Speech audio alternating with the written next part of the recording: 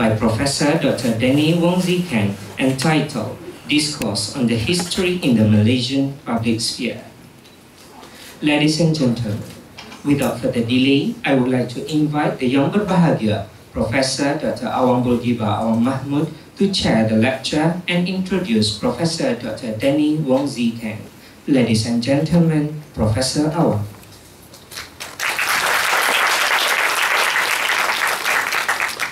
Thank you very much. Assalamualaikum warahmatullahi wabarakatuh. Very good morning.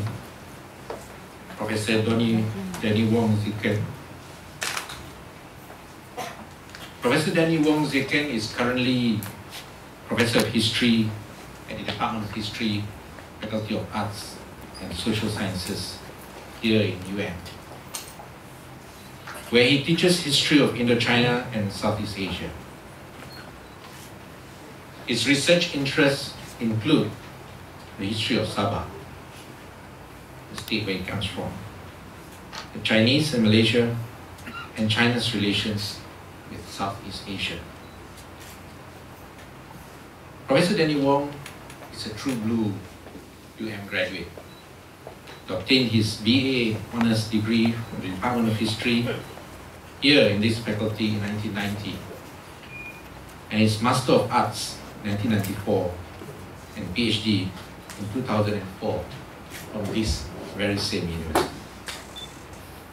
He was the visiting scholar at the Research Center for Social Sciences and Humanities at the National Tsinghua University, visiting professor at the Center for Integrated Area Studies in Kyoto University, visiting scholar at Magdalene College, Cambridge University, visiting lecturer at École des Hautes Études et Sciences Sociales, and visiting professor at the Asia-Europe Institute.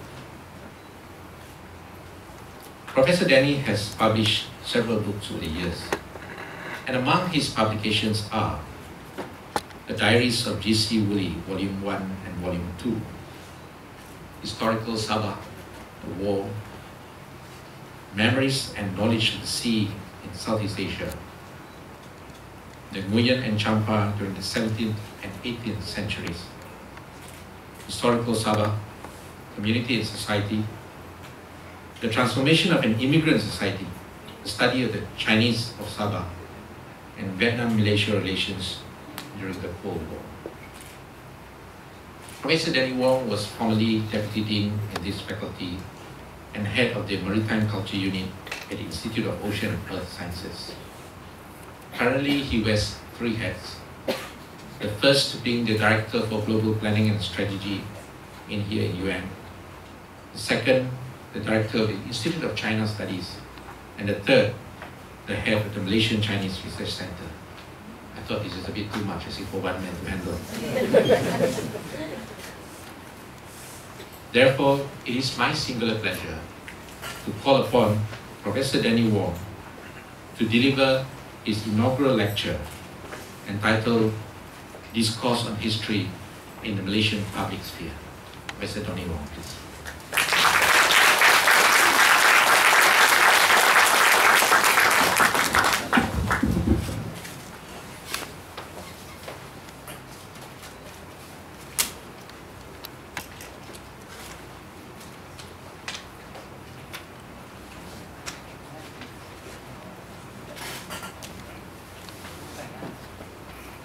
Thank you, Professor Awang, for the kind introduction. A very good morning to all of you. Noble guests, friends, colleagues, ladies and gentlemen. Before I begin, may I seek the chair's permission to acknowledge two groups of people who are present with us here this morning.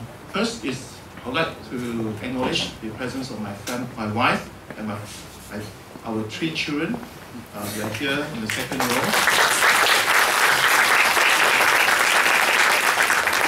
Secondly, I would like to acknowledge my teachers. This is a very special group of people. Let me start by acknowledging the presence of Datin Murugesu up there.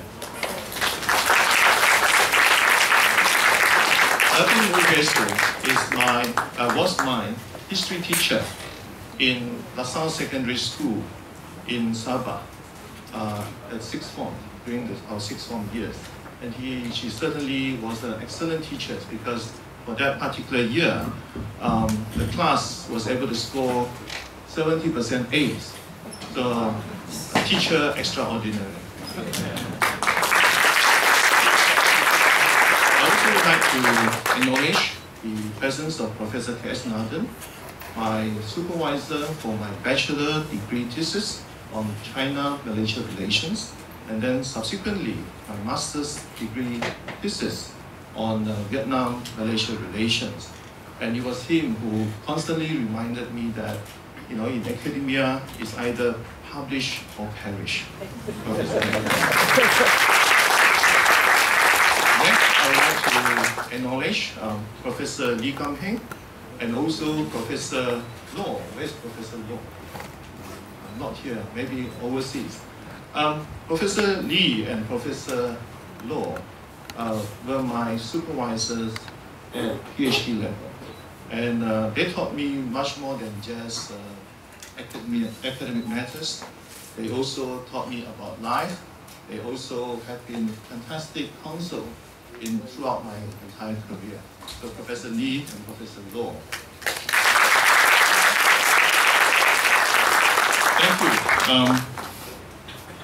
By tradition, inaugural lecture is supposed to be a lecture delivered by someone who is recently appointed to the position of professorship. And in my case, it is a bit of embarrassment because this came 8 years later. Like many of our colleagues in UM, we did not pay a lot of attention to this, and therefore, when I put up notices and friends received invitation to come, many of them were asking me as to whether this is a new appointment or whether this is a new promotion. Well, to my true embarrassment, I have to tell them that, look, this is 8 years late. Perhaps this 8 years is also useful in a way that I may use this as a way of reflecting as to on the profession that I'm in, the history profession, on the many challenges and also the opportunities that the profession is facing today. And it is not just merely in terms of teaching and research, but also in a way that the subject has impacted or how it should impact the wider society. Many of you, based on the introduction that you got, or based on the fact that many of you know me, you remember that I started life being trained for Vietnam. And whenever one visits that country, one is confronted by this very very forceful impact on how historical the place is. Everywhere you go, something historical pop up. Either it is a monument to a hero, a shrine to somebody, or maybe it's just purely a former battle site, or every building there seems to be historical. And during my recent visit to Vietnam, one of the things that I was trying to look at was to find traces of discourse on history in the public spheres. This is something that I would like to find out about Vietnam, the country that I studied in the past. And interestingly, I could find very little, if none. And this caused me to start thinking about what happened. Even before 1975, there were very little in South Vietnam. There were very little public discourse on history. And under the present regime, public discourse on history simply did not exist, at least formally. For history is a very powerful tool which is controlled by the state, so much so that the state dictates how history should be written.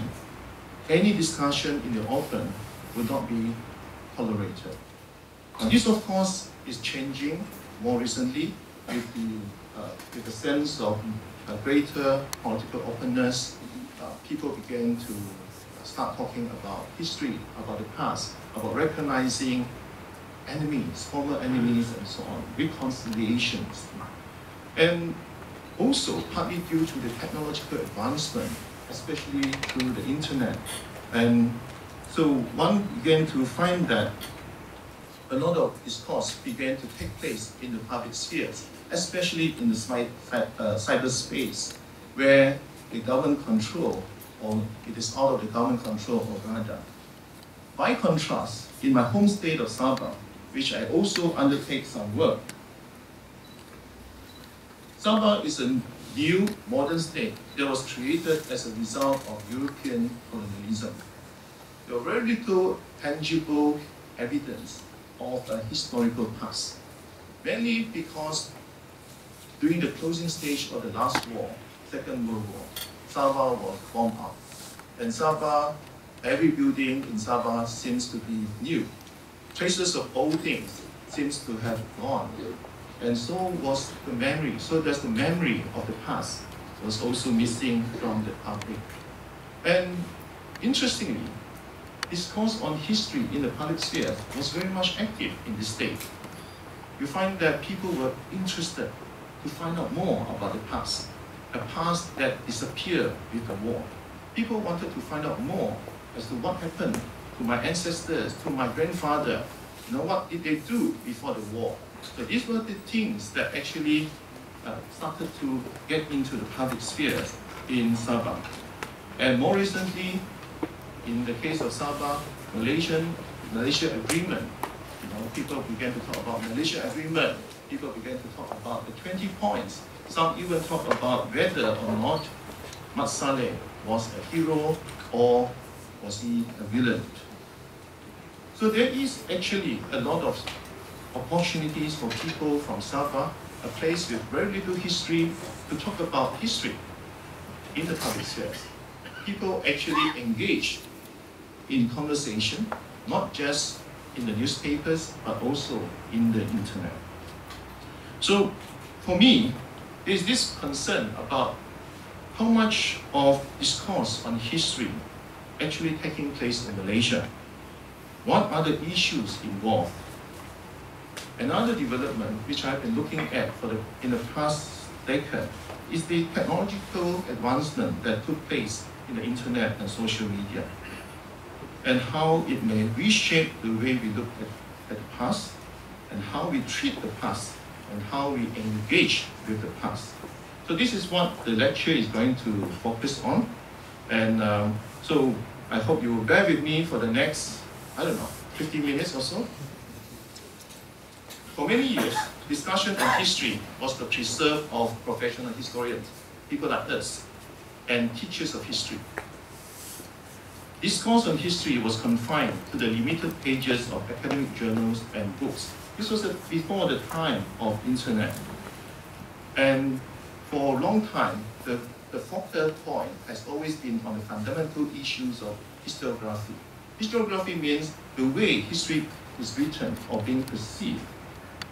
And public involvement in this era was confined to the limited public spheres, museums, displays in museums, newspaper forums, and perhaps letters to the editors. But this discourse on history in Malaysian public spheres is changing in recent years. It is made possible by the technological advancement in internet and social media. And with this change, discourse on history is no longer the preserve of the historians or teachers of history.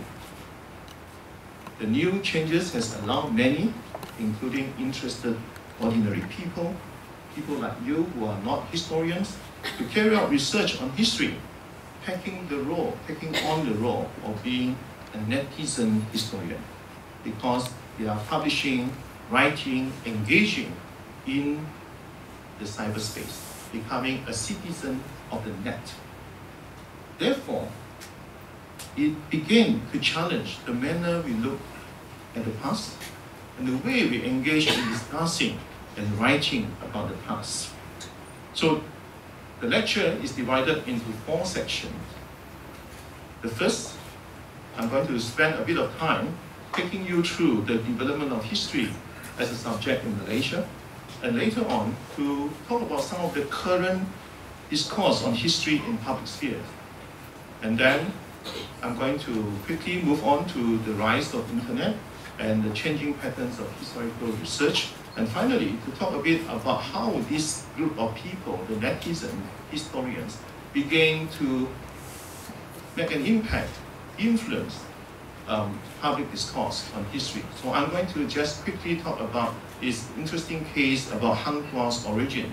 Some of you may have started reading things like that on the net, which becomes quite controversial.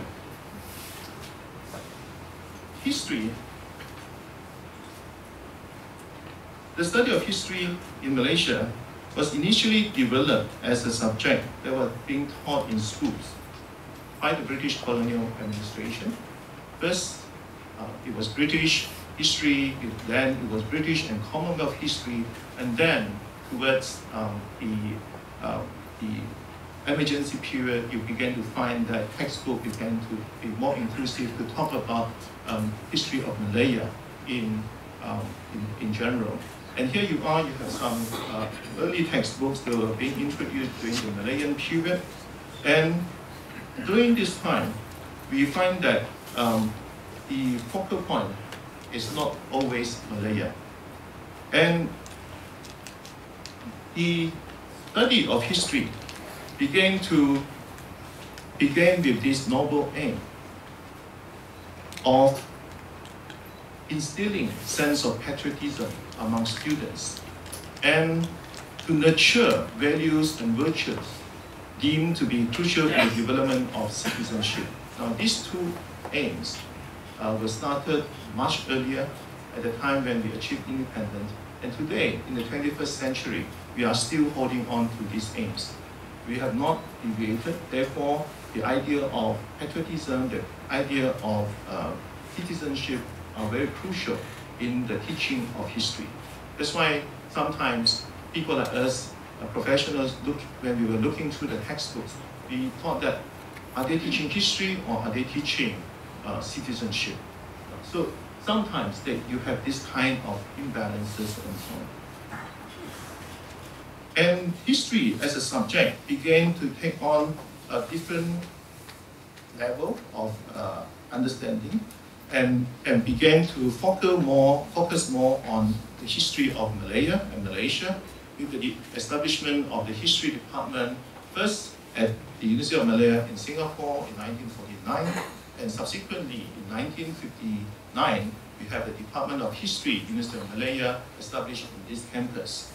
At that time, we have a group of pioneering historians who began to introduce research on more and more research on the Malay archipelago, on trying to establish some of the fundamental issues pertaining to history in Malaya at that time, and Malaysia, of course.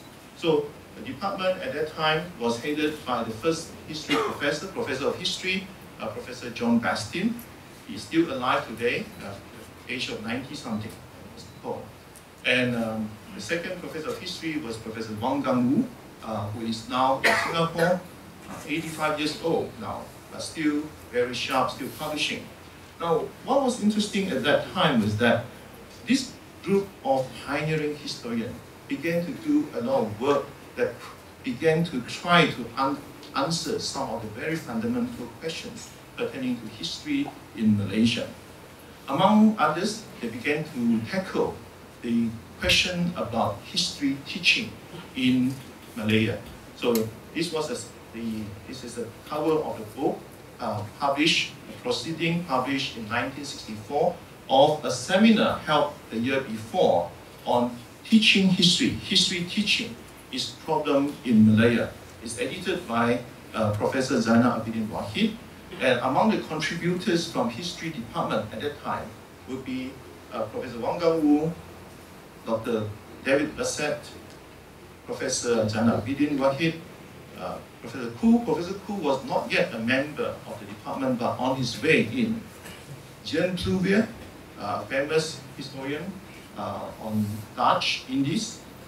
Professor Alistair Lamb, archaeologist who worked on one of the pioneers who actually worked on Lembah Bujang. and Dr. Anthony Short, who was working on the emergency period in Malaya. Together, they established the foundation of the teaching of Malaysian history and also the history of Southeast Asia. And most of these historians were able to explore topics relating to Malaya and then Malaysian history by attempting to resolve some of the fundamental questions pertaining to Malayan history, including the early history and position of the Malaccan Sultanate by Professor Wong, the Kedah and the Penang annexation by the East India Company by R. Boni, the history of Perak prior to the British intervention, Professor Tu Pei Kim, the communist insurgency in Malaya by Anthony Short, the ancient site of Lembah Bujang by Lam, the East India Company and its involvement in the Malay archipelago by Professor Bassett, and their findings serve as the basis for further research into the history of the country and the surrounding region. Later, this group of historians were joined by newer members including Leonard and Barbara Andaya, Yong Sao Heng, the archaeologist, Muhammad Yusuf Hashim, who studied the Sultanate of Malacca, Ikam Heng, who initially studied Perak and then later on Indonesia, Stephen Leong, who studied the newspaper of the Chinese nationalist movement, and Abdullah Zakaria bin Ghazali, James Ong Kili, Chia Boon Keng, and many others. As a result of their work, the knowledge base of Malaysian history was expanded to include state history of Johor, Perak, Terengganu, and even relations between Brunei and the Bornean states. So you have the work of Sabiha Osman, James Ong Kili, as well as Ranjit Singh. And this period of foundation building was stimulated by the existence of several influential journals dedicated to the study of history. One of them, on your right-hand side, is the Journal of the Historical Society of the University of Malaya. Now, this is a journal that was actually run by final year students. But because of the contributions of the staff member of the department, as well as other renowned historians, this journal seems to be a very influential journal in the 60s and early 70s. And later on, in 1998, the Department of History published Sejarah, it means history. And this journal is still in circulation, and now it is being published twice a year. Apart from the journals published by the department, you also have the Journal of Southeast Asian History. Now it's known as Journal of Southeast Asian Studies, published now by Cambridge University Press. Now this was originally edited by K.G. Tregoning, and it developed into the premier, most important journal in Southeast Asia, on Southeast Asia. And many of our colleagues, many of our the departmental staff actually published the articles in this journal. Then you have the long-standing Journal of the Malaysian branch of the Royal Aesthetic Society. The covers have changed many times now, and this is the most influential journal on the history of Malaysia and also the local history. However, even with this kind of publication, it must be emphasized that even then, discourse on history in Malaysia was still very much confined to the learned universities community, the preserve of the professional historians. Public discourse on history was confined to sporadic letters to the editors of these journals by some concerned readers. There were also some letters to newspapers, again, sporadic and few in between.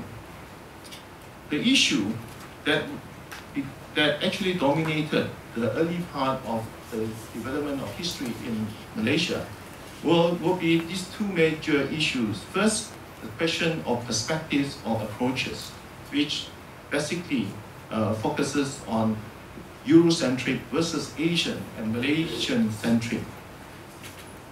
The issue was how should history be written and whose history was it? Thus emerged ideas of Western-centric versus Asian or Malaysian-centric.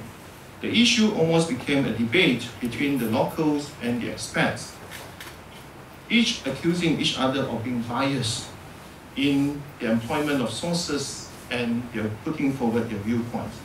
A pen war was waged in the journals, and the debate, though no longer relevant or major concern today, nevertheless has some residual effect which lasted until much later, when some historians began to look at anything foreign as Western-centric, to the point of discounting the use of Western or other foreign sources when researching Malaysian history. The second issue at that time was whether or not we should recognize Malay texts, traditional Malay texts such as Sejarah Melayu, Tufat Al-Nafis, Hikayat Hang Tuah, and others as historical sources or historical texts.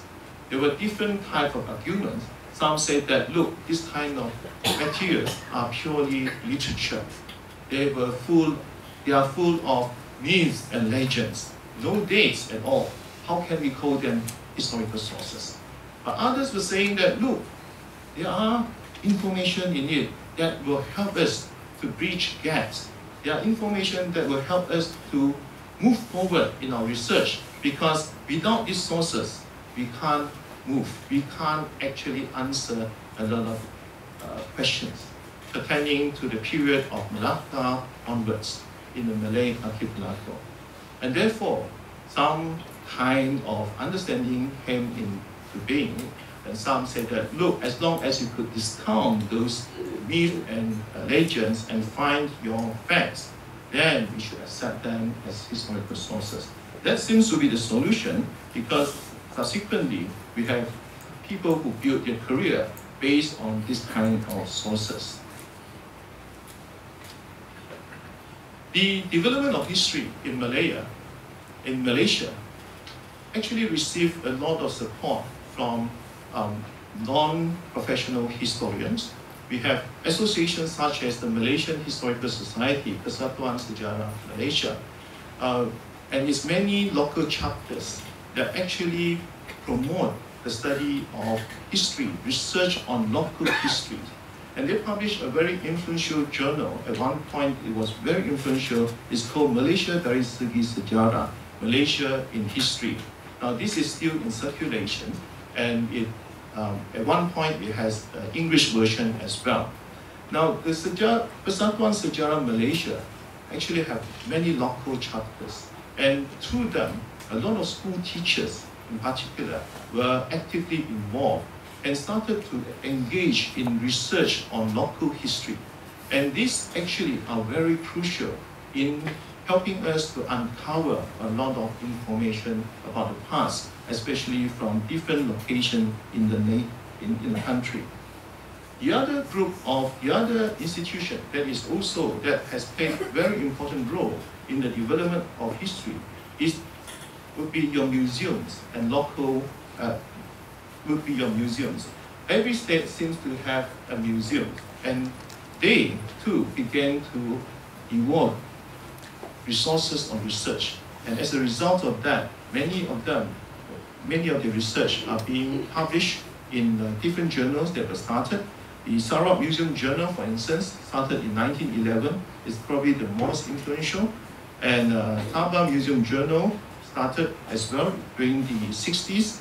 And you also have the Selangor. In Selangor, you also have the Selangor Museum Journal.